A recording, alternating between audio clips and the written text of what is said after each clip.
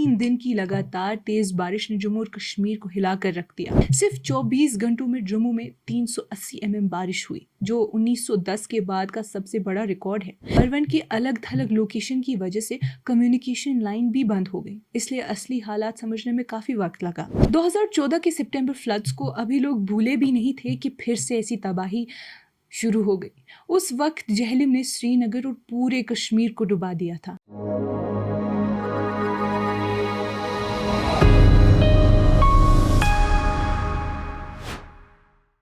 ये कश्मीर रिपोर्ट है। आप सब नाजरीन का खुशामदीद। मैं हूं आपकी मेज़बान उमायमा ऋषि। नाजरीन, नई तबाही सिर्फ कुछ हफ्तों बाद आई है, जब किश्तवाड़ के पाडर इलाके में एक शिद्दत बड़ा क्लाउड बर्स्ट हुआ था, जिसमें 65 लोग मारे गए थे और 36 अब तक लापता हैं।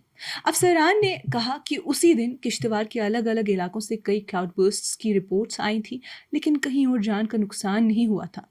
उसके कबल 3 दिन की लगातार तेज बारिश ने जम्मू और कश्मीर को हिलाकर रख दिया। हर तरफ लैंडस्लाइड, फ्लड, इलेक्ट्रोक्यूशन और माल दवात का नुकसान हुआ। अब तक लगभग 41 लोग जान से हाथ धो बैठे हैं। सबसे बड़ी तबाही कटरा में हुई, जहां माता वैष्णो देवी श्राइन के पास एक बड़ी लैंडस्लाइड ने 35 से ज्यादा यात्रियों की जान ले ली।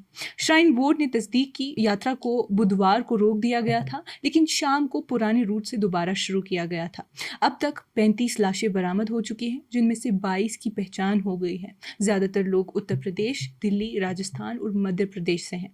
जम्मू रीजन में सैलाब ने कम से कम 4 और जिंदगियां ले ली, जिनमें से एक BSF जवान भी शामिल थे, जो अखनूर सेक्टर में ड्यूटी के दौरान चिनाब के तेज पानी में बह गए। अलग वाकयात में एक नौजवान तवी के फ्लड वाटर्स में चक्रकवाला पर डूब गया। मार में एक बुजुर्ग गांव वाले की लाश खिंची हुई नाले से मिली, जबकि पंजाब इरिगेशन डिपार्टमेंट का एक वर्कर लखनपुर पर फ्लड गेट्स टूटने की वजह से बह गया। दूसरी तरफ अनंतनाग में 2 जवान, एक 30 साल के काजीगुंड के रहने वाले और दूसरे 25 साल की उम्र के मोमिनाबाद से, एक स्नैप्ड बिजली की तार की वजह से जिंदा जल गए जब वो अपना ट्रक लोड कर रहे थे। गवाहों के मुताबिक दोनों की जगह पे ही मौत हो गई। डूरू के शंकरपुरा इलाके में एक बकरवाल खानदान के 75 भी तेज मौसम के चक्कर में मर गए, जिससे उनकी गुजारे की रोजी रोटी तक खत्म हो गई। नाजरीन, ये सब असल में तब शुरू हुआ जब जम्मू की तवी और चिनाब दरिया रिकॉर्ड लेवल तक बढ़ गए। सिर्फ 24 घंटों में जम्मू में 380 बारिश हुई, जो 1910 के बाद का सबसे बड़ा रिकॉर्ड है। कई ब्रिजेस और रोड्स बंद करने पड़े, जिसमें भगवती नगर का पुल अभी भी खराब है। कश्मीर वैली में जहलिम दरिया ने लोगों की नींद उड़ा दी।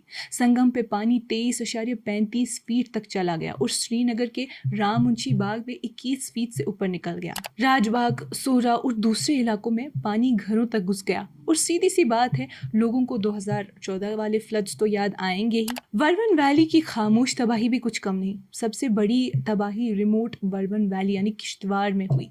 मारगी गांव में डबल क्लाउड बर्स्ट ने 30 घर और 300 कनाल जमीन और डजन के लाइव स्टॉक और एक पुल को बहा दिया। 7 से ज्यादा घरों में मड स्लाइड घुस गया और लोग जान बचाकर पहाड़ों में भागने लगे। वर्वन की अलग थलग लोकेशन की वजह से कम्युनिकेशन लाइन भी बंद हो गई, इसलिए असली हालात समझने में काफी वक्त लगा।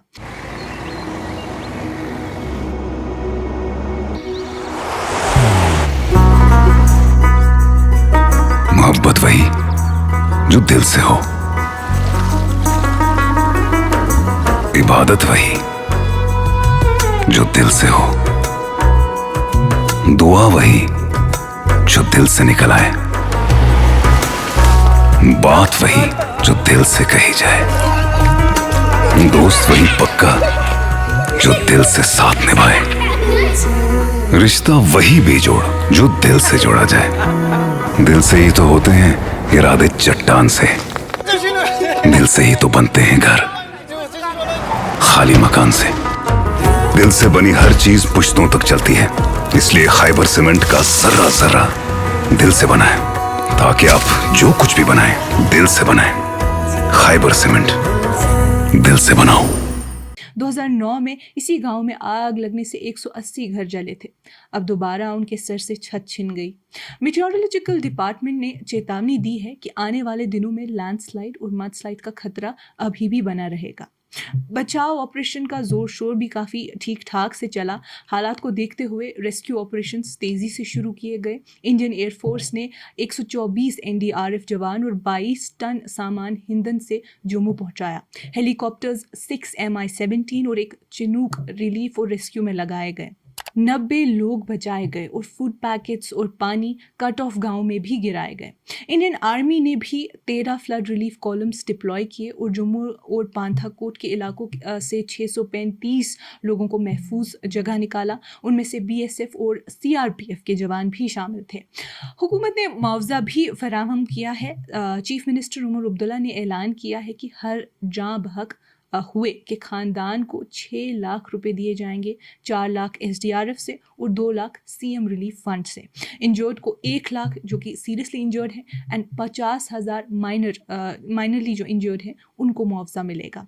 हर डिप्टी कमिश्नर को 10 करोड़ रुपए दिए गए हैं ताकि तुरंत रिलीफ और रिहैब का काम हो सके। एलजी मनोज सिन्हा ने कटरा के हादसे को बदकिस्मती करार देते हुए 9 लाख रुपए का एक्स्ट्रा मुआवजा देने का ऐलान भी किया।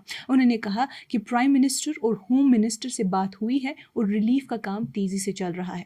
रोजमर्रा की जिंदगी पर भी इसका काफी असर पड़ा। स्कूल्स और कॉलेजेस को तुरंत बंद कर दिया गया और कई इंस्टीट्यूशंस और यूनिवर्सिटीज ने एग्जाम्स कैंसिल और पोस्टपोन भी करा दिए। मोबाइल और इंटरनेट सर्विसेज बार बार डाउन होती रही और अभी भी कुछ टावर्स डाउन है जिससे लोग अपने घर वालों से कांटेक्ट नहीं कर पा रहे थे। ये ब्लैकआउट रेस्क्यू वर्क में भी काफ़ी रुकावट बना जिस वजह से लोगों का डर और बढ़ गया।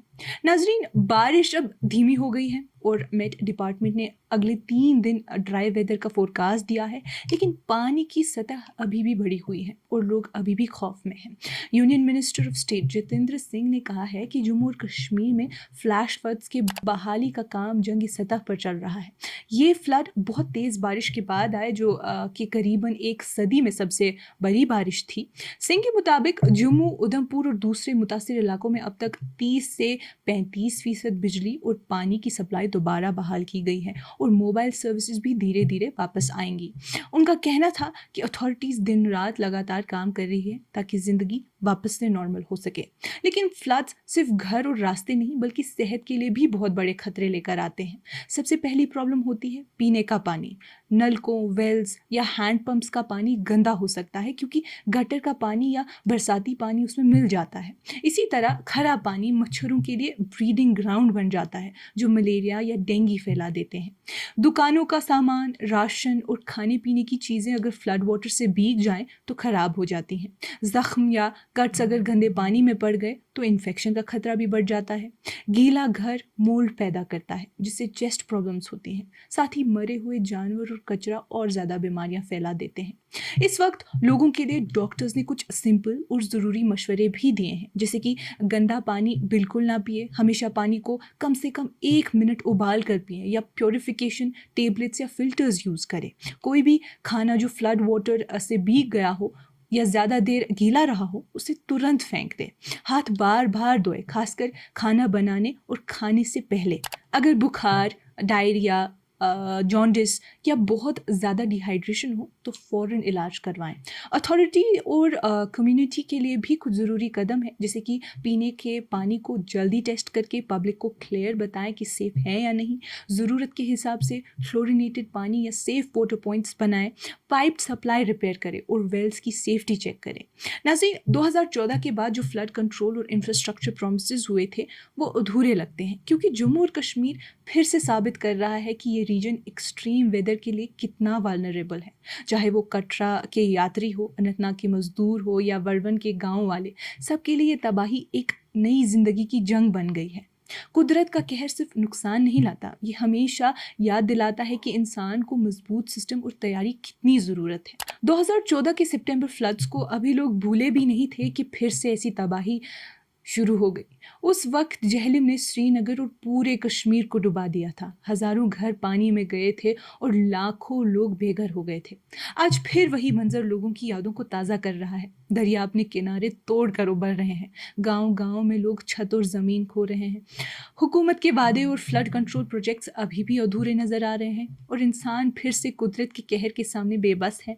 ये तबाही एक बार फिर याद दिलाती है कि कश्मीर जैसे सेंसिटिव रीजन को सिर्फ दुआओं की नहीं बल्कि मजबूत प्लानिंग, तैयारी और सस्टेनेबल इंफ्रास्ट्रक्चर की सख्त ज़रूरत है, वरना हर बारिश लोगों के लिए एक नई क़यामत बनकर आएगी।